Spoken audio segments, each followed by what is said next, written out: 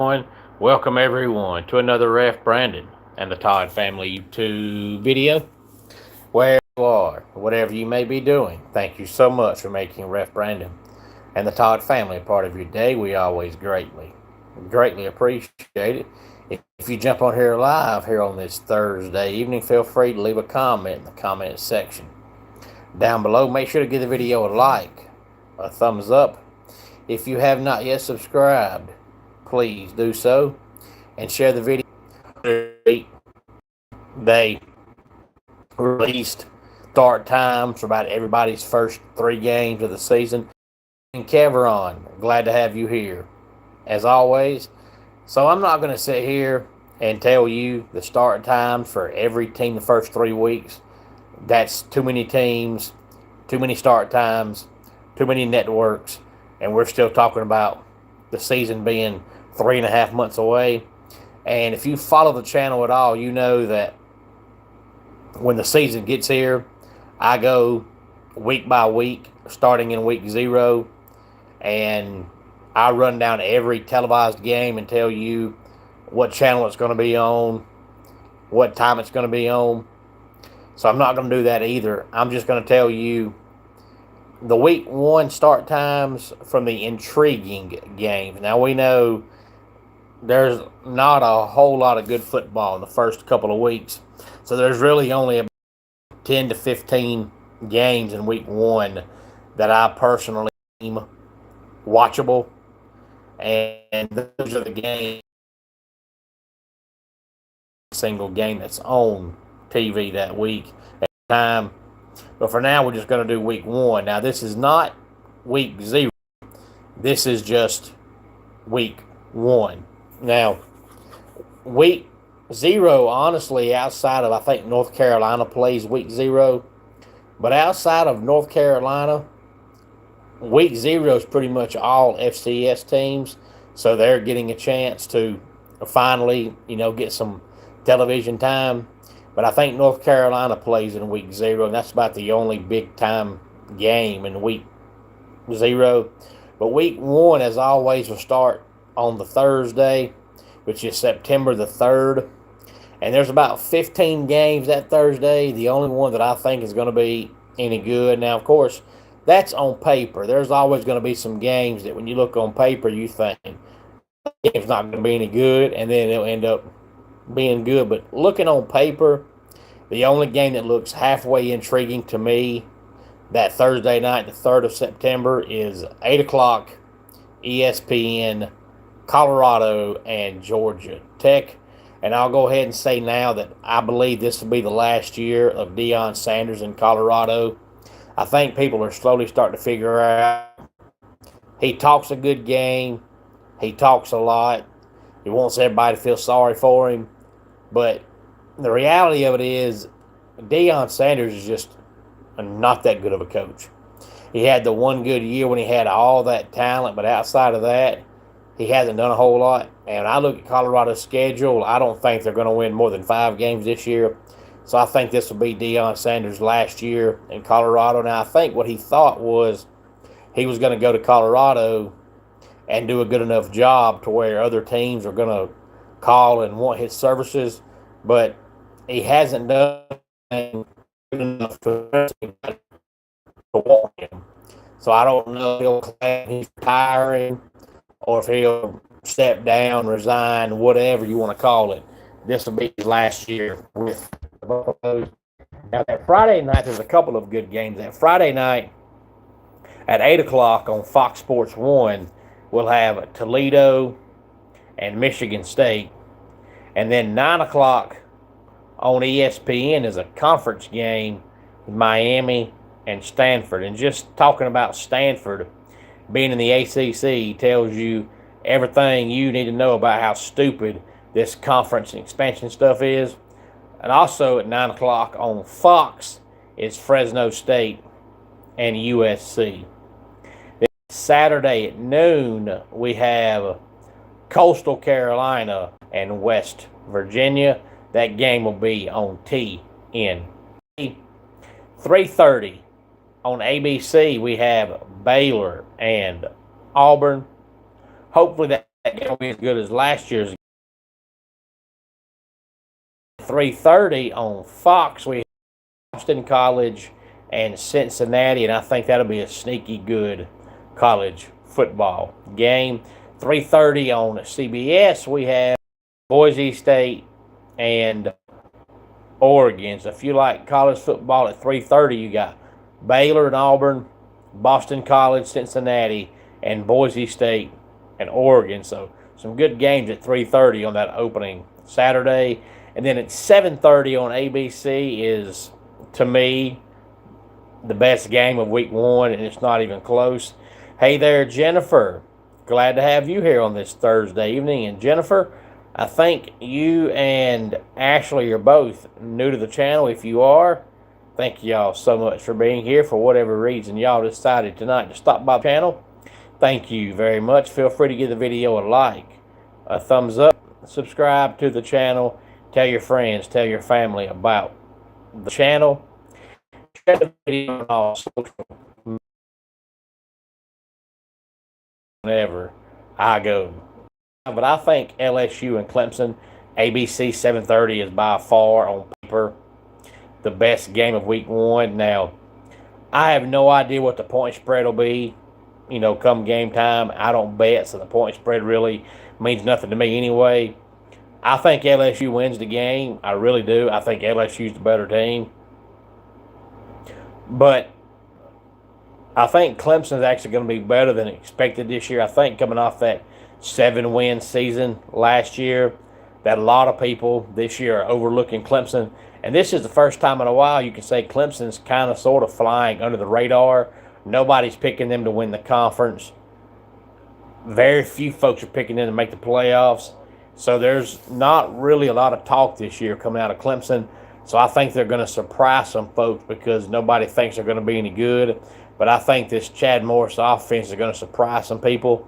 But you play LSU, and I think LSU wins the game. But on paper, that's the most intriguing matchup of week one. And your name is Katie. Well, Katie, I'm glad to have you here, and I'm glad you specified that because I would have kept calling you Ashley. But nevertheless, Katie, thank you for being here. And then 10:30 on ESPN is a game that should be a conference game, but since California's in the ACC, it's not a conference game. But UCLA will face California at 10:30 on ESPN. Then Sunday, and I mentioned this a couple weeks ago, how it makes no sense. There's 3 games, I think, on Sunday. One is early in the day, but it's not going to be any good. But the 2 good games on Sunday are on at the same exact time. Now, I know why they're doing it, because you've got one on ABC, that's 7:30, Louisville, Ole Miss. And you've got one on NBC, 7:30, Wisconsin, and Notre Dame to have games on at the same time to see which network gets the most views. But to me, that shouldn't matter. You should want as many players, as many coaches, as many teams, as many fan bases in the spotlight as you can get, because you only have 1 week all by yourself, because the following week the NFL starts. I think one of those games should be 3:30, and then the other game should be at 7:30. Who cares who wins a TV battle? You've got 2 good games on different times so that college football fans can watch both games and not have to worry about either missing one, recording one, or going back and forth. And you are welcome, Katie. And if you are new again, thank you for being here. And the last game in week one is week one, and there was nothing. But this year, down are the only games that look watchable. I looked at the entire schedule right before tonight's video, and I just don't see a lot of games in week one that look watchable. So maybe that means we'll get way more good games in week 2, because last year week 1 balanced out this year. And the last thing I wanted to mention was Pete Golding. First of all, I think Pete Golding's going to last 1 year, maybe 2 in Oxford. because I think he's going to be an absolute abject failure, because he just seems like somebody that thinks he's 21 years old and refuses to grow up.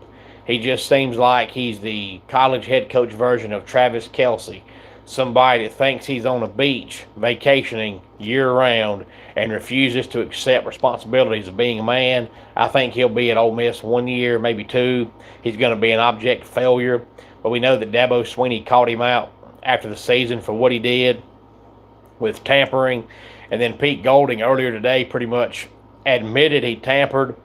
But his excuse, first of all, was, when he said this before, was, well, everybody else does it.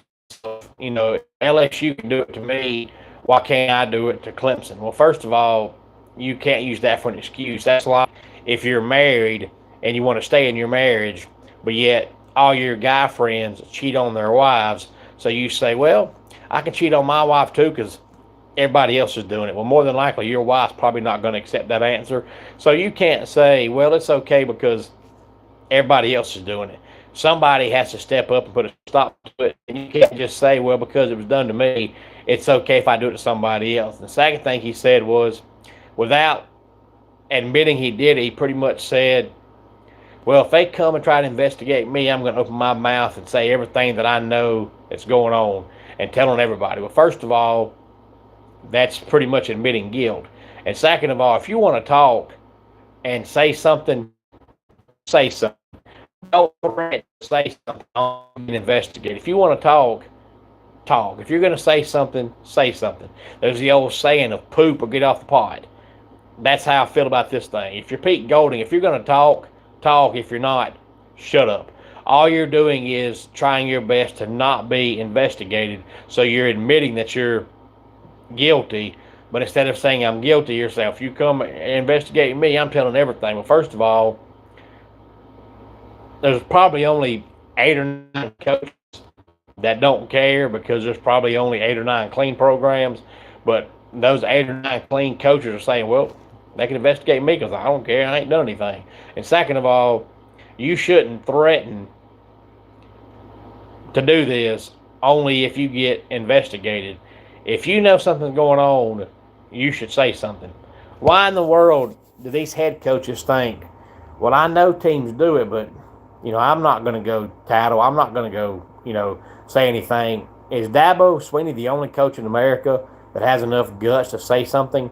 Because if you know coaches are cheating, and if you know teams are cheating, why would you not say anything? Because you're supposed to be on a level playing field, and you're hurting yourself by not being on a level playing field by knowing and understanding that cheating is going on and not saying anything.